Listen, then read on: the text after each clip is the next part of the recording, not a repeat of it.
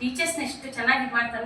Ma'am ಶಿಮಲಾ ma'am ಬಂದರು ಅಂದರೆ ಅಯ್ಯೋ ಹಿಂಗೆ ಅಂದರೆ ಅಯ್ಯೋ ಬರ್ರಿ ಮ್ಯಾಮ್ ನಾವು ಆಟೋದಾಗ ಕರ್ಕೊಂಡು ಹೋಗ್ತೀವಿ. ಯಾರೊಬ್ರು ಅತಿ ಹೆಚ್ಚು ಬಂದಿದ್ದೆ ನನ್ನ ಸ್ಟೂಡೆಂಟ್ಸು ಪೇರೆಂಟ್ಸು ಅಂತ ಹೇಳ್ಬೋದು. ಯಾರನ್ನೋ ರೆಡಿ ಮಾಡಿರ್ತಾನೆ ಅವನು, ಯಾರನ್ನೋ ಏನೋ ಎಂದು ರೆಡಿ ಮಾಡ್ತಾನೆ. ನಮ್ಮ ಮನೆಯವ್ರ ಜೊತೆಗೆ ಯಾರ್ಯಾರೋ ಇರ್ತಿದ್ರು, ಏನೇನೋ ಆಗುತ್ತಿತ್ತು. ಖಂಡಿತ ಆಸೆನೇ ಬಿಟ್ಬಿಟ್ಟಿದ್ದೀವಿ ನಾವು. ಖಂಡಿತ 3ನೇ ಸ್ಟೇಜ್ಗೆ ಹೋಗಿತ್ತು ನಮ್ಮ ಮನೆಯವ್ರಿಗೆ. ಖಂಡಿತ ಇವತ್ತಿನ ದಿವಸ ಭಗವಂತ ಗುರೂಜಿ ನಾನು ಕುಂದಿರಿಸಿದ್ದಾನಂದ್ರೆ ಶಕ್ತಿ ಇದೆ ಇದರಲ್ಲಿ. ಖಂಡಿತ ಏನೋ ಒಂದು ಮಹಿಮೆ ಇದೆ. ತಾತ ನಮಗೆ ಯಾರು ಗೊತ್ತಿಲ್ಲ ಮಾಡಿಬಿಟ್ಟಿದಾರಲ್ಲ, ನಾವು ಮಾಡಿರ್ಬೋದಲ್ವಾ, ನಮಗೆ ಗೊತ್ತಿರಲ್ಲ ಮಾಯೆ. ಅದರಿಂದ ಮಾಡಿರುವಂತಹ ಸಂಚಿತ ಹೊರೆ ನಮ್ಮಲ್ಲಿ ಹಿಂದೆ ಇದೆ. ಕರ್ಮವನ್ನು ಖಂಡಿತ ಈ ಪಟ್ಟಣದಿಂದ ಹೋಗ್ತಾ ಹೋಗ್ತಾ ಹೋಗ್ತಾ ಹೋಗ್ತಾ ವಿನಯದಿಂದ ವಿಧೇಯತೆಯಿಂದ ನೀನೇ ಬಂದು ನೀನೇ ಎಲ್ಲ ನನಗೆ ಬಳಗ ಅಂತ ಸ್ತೋತ್ರ ಪಠಣ ಮಾಡಿದ್ದೇ ಆದರೆ ಖಂಡಿತ ಕೂಡ ಸಂಚಿತ ಕರ್ಮ ಕಡಿಮೆ ಆಗಿ ನೋಡ್ರಿ ಎಷ್ಟು ಕಷ್ಟದಲ್ಲಿದ್ರು. ನೋಡ್ರಿ ನನ್ನೇ ಅಂದ್ರು ಉದಾಹರಣೆಗೆ, ಇಂಥ ಕಷ್ಟದಲ್ಲಿದ್ರು, ಹಿಂಗೆಲ್ಲ ಇದ್ರು, ಎಷ್ಟು ಬದಲಾವಣೆ ಆಯಿತು. ಖಂಡಿತ ಬದಲಾವಣೆ. ಈ ಕಷ್ಟ ನಮಗೆ ಬಂದಿತ್ತಾ ಅನ್ನೋ ಕ್ವಶನ್ ಮಾರ್ಕ್ ಕೂಡ ನಮಗೆ ಬರೋ ಥರ ಈ ಸ್ತೋತ್ರ ಪಠಣದಿಂದ ಆಗುತ್ತೆ. ಆಮೇಲೆ ಒಂದು ದೇವರೇ ಬೇಕು, ದೇವರೇ ಸಾಕು ಅನ್ನೋ ರೀತಿಯಲ್ಲಿ ಮಾಡ್ಬೇಕು. ಯಾರು ಏನೇ ಅನ್ನಲಿ ಖಂಡಿತ ಕೂಡ ನಮ್ಮ ಕರ್ಮವನ್ನು ಅವ್ರು ತಗೊಳ್ತಾರೆ.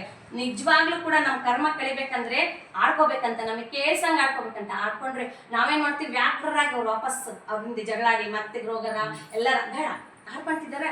ಆಡ್ಕೊಂಡ್ರೆ ಆಟೋಮೆಟಿಕ್ ಆಗಿ ಆಡ್ಕೊಂಡ್ರೆ ನಮ್ಮ ಬ್ಯಾಲೆನ್ಸ್ ಏನಿದೆ ಅಲ್ಲ ಕರ್ಮ ಅವರ ಅಕೌಂಟಿಗೆ ಟ್ರಾನ್ಸ್ಫರ್ ಆಗ್ಬಿಡುತ್ತಂತೆ. ಮಾಡಿದವ್ರ ಪಾಪ ಮಾಡಿದವ್ರ ಬರಲಿ. ಆ ರೀತಿಯಾಗಿ ನಾವು ಈ ಸ್ತೋತ್ರವನ್ನು ನಿಜವಾಗ್ಲೂ ಕೂಡ ಸಂಕೋಚ ಇಲ್ಲದೆ ಏನು ಬೇಡ ಈ ರೀತಿ ನಾವು ಇದನ್ನ ಪಠಿಸ್ಬೇಕಂತೆ. ಆಮೇಲೆ ಮನಸ್ಸಲ್ಲಿ ಹೋಗುವಾಗ ಮಾಡುವಾಗ ಸ್ನಾನಾದಿಗಳನ್ನು ಮಾಡುವಾಗ ಶೌಚಾದಿಗಳನ್ನು ಮಾಡುವಾಗ ಶ್ರೀರಾಮ ರಕ್ಷಾ ಸ್ತೋತ್ರವನ್ನು ಪಠಿಸ್ತಾ ಮಾಡ್ಬೇಕಂತೆ. ಜಯ ರಾಮ್ ಶ್ರೀರಾಮ್ ಜಯ ರಾಮ್ ಶ್ರೀರಾಮ್. ಪ್ರೀತಿಯಿಂದ ನಾವು ನಮ್ಮ ಮಗುನ ಬಾರೋ ಅಂತ ಕರಿತೀವಲ್ಲ, ನನ್ನ ಮಗ ನನ್ನ ಉದಾಹರಣೆ ಶ್ರೀನಿಧಿ, ಎಷ್ಟು ಪ್ರೀತಿಯಿಂದ ಕರಿತೀನಿ ಶ್ರೀನಿಧಿ ಶ್ರೀನಿಧಿ ಶ್ರೀನಿಧಿ ಅಂತ. ಆ ರೀತಿ ರಾಮ ರಾಮ ರಾಮ ರಾಮ ಅಂತ ಬರ್ದಂಗಿರ್ತ ನಾವು ಖಂಡಿತ ನಮ್ಮ ಸುತ್ತಮುತ್ತ 200 ಮೀಟರ್ಗಳ ಜೊತೆ ಓಡಾಡ್ತಿರ್ತಾನಂತೆ. ಎಷ್ಟೋ ಸರಿ ಬೀಳ್ತೀವಿ ನಾವು ಬೈಕಲ್ಲಿ. ನೀವು ಕೂಡ ಬಿದ್ದರೆ ನಿಮಗೆ ಗೊತ್ತಿಲ್ಲ. ಎಷ್ಟು ಅಗಾಧ ನಾವು ದೊಡ್ಡ ಚರಂಡಿಗೆ ಬೀಳ್ತಿದ್ವಿ. ಉದಾಹರಣೆ ಹೇಳ್ತೀನಿ, ತಪ್ಪಿಸ್ತಾ ಭಗವಂತ. ಯಾವಾಗಲೂ ನಮ್ಮ ಮನೆಯವ್ರ ಹತ್ರ ಜಗಳಾಡ್ತಿದ್ರು ರಾಮ್ ರಾಮ್ ಶ್ರೀರಾಮ್ ಜಯರಾಮ್ ಅಂತ ಅನ್ಕೊಂಡೇ ಆಡಬೇಕಾಗುತ್ತೆ, ಹೋಗ್ತಾನೆ ಇರ್ತೀವಿ. ಒಂದೇ ವಾರದಲ್ಲಿ ರಾಮರಕ್ಷಾ ಸ್ತೋತ್ರ ಪಠಣವನ್ನು ಪ್ರೀತಿಯಿಂದ ಮಾಡಿದ್ದೆ ಆದರೆ ಅನನ್ಯ ಧೈರ್ಯ ಸ್ಥೈರ್ಯ ನಮಗೇ ಬರುತ್ತೆ. ಆದಷ್ಟು ನಾವು ಬೇರೆಯವ್ರನ್ನ ಅವಲಂಬಿತ ಮಾಡ್ದಂಗೆಲ್ಲ ಕಾಲು ಕೈ ಕಣ್ಣು ಮೂಗು ಇಲ್ದವ್ರು ಒಂದೇ ಎಲ್ಲ ಅಂಗವಿಕಲರಂತೆ. ಧೈರ್ಯ ಸ್ಥೈರ್ಯ ಇಲ್ದಿದ್ರು ಕೂಡ ಅಂಗವಿಕಲರೇ. ಪ್ರತಿಯೊಂದಕ್ಕೂ ಬೇರೆಯವ್ರ ಮೇಲೆ ಡಿಪೆಂಡ್ ಆಗೋದನ್ನು ಸ್ವಲ್ಪ ಕಡಿಮೆ ಮಾಡ್ಕೊಂಡ್ರಿ. ಎಷ್ಟೊಂದು ಜನ ಅಜ್ಜಿಗಳು ಎಷ್ಟು ಚೆನ್ನಾಗಿ ಕುತ್ಕೊಂಡು ಕಳೆ ತೆಗಿತಾರೆ. ನಾವು ಮಾಡೋಕ್ಕಾಗಲ್ಲ, ಕುತ್ಕೊಳ್ಳೋಕ್ಕಾಗಲ್ಲ. ಇವಾಗ ಎಷ್ಟು ಚೆನ್ನಾಗಿ ಅವ್ರಿಗೆ ದೃಢತೆ ಕೊಟ್ಟಿರ್ತಾನಲ್ಲ, ಆ ರೀತಿ ದೃಢತೆಯಾಗಿ ಬರ್ತಾನೆ ಭಗವಂತ.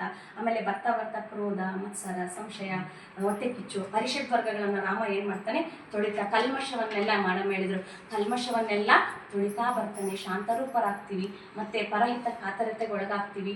ಆ ರಾಮ ಎಂಥ ರಾಮ ಅಂದರೆ ನಿಮಗೆಲ್ಲ ಗೊತ್ತಿದೆ. ರಾವಣನ ಸಾಯಿಸೋಕೆ ಇಷ್ಟ ಇಲ್ಲ. ಯಾಕಾದ್ರೂ ಮಾಡಿದೋ ಈ ರಾವಣ ಅಂದರೆ, ರಾವಣ ಅದ್ವಿತೀಯ ವಿದ್ಯಾರ್ಥಿ, ವೇದ ಪಾರಂಗತನಾಗಿದ್ದ ರಾವಣ, ಎಂತಹ ಶಿವಭಕ್ತ. ಎಷ್ಟು ಬೇಜಾರಾಯ್ತಂದ್ರೆ ರಾವಣನಿಗೆ ಇನ್ನೇನು ಬ್ರಹ್ಮಾಸ್ತ್ರ ಬಿಡಬೇಕು, ಬಹಳ ನೋವಾಯ್ತಂದು. ನಾವು ಆದರೆ ಎಷ್ಟು ಕಷ್ಟಪಟ್ಟನಪ್ಪ, ನನ್ನ ಹೆಂಡತಿನ ತೊಗೊಂಡೋದ, ಮುಗ್ಲಿ ಬಿಡಪ್ಪ ಅಂತ ನಾವಾದರೆ ಎಷ್ಟು ಹಾ ಅನ್ಕೊಂತೀವಿಲ್ಲ. ರಾಮನಿಗೆ ನೊಂದುಕೊಂಡ, ಎದೆ ಹಿಂಡ್ಕೊಂಡ, ಅಯ್ಯೋ ಎಂಥ ಕೆಲಸ ಮಾಡ್ತಿದ್ದೀನಿ, ಈ ಒಂದು ಯುಗದ ರಾಜಕೀಯ ಮುತ್ಸದ್ದಿಯನ್ನು ಸಾಯಿಸ್ತಾ ಇದ್ದೀನಿ ಭಗವಂತ, ನಮ್ಮ ಕೈಯಿಂದ ಎಂಥ ಕೆಲಸ ತಪ್ಪು ಮಾಡಿಸ್ತಿದ್ಯಪ್ಪ ಅಂತ ರಾಮ ಬಾಣ ಬಿಡ್ತಾನೆ. ಲಾಸ್ಟಿಗೆ ಬಿದ್ದು ಆ ದೇಹ ಅಂತ ಅಜಾನುಭವ ರಾವಣ ಬಿದ್ದಾಗ, ಲಕ್ಷ್ಮಣ ಬಾಯಿಲಿ ಹೋಗು, ಈ ಎಲ್ಲ ರಾಜಕೀಯ ಸೂತ್ರಗಳನ್ನೆಲ್ಲ ಕಲ್ತ್ಕೊಂಬೋಗು. ಅಂದ್ರೆ ಪೊಲಿಟಿಕಲ್ ಸೈನ್ಸ್ ತುಂಬ ಗೊತ್ತಿತ್ತು.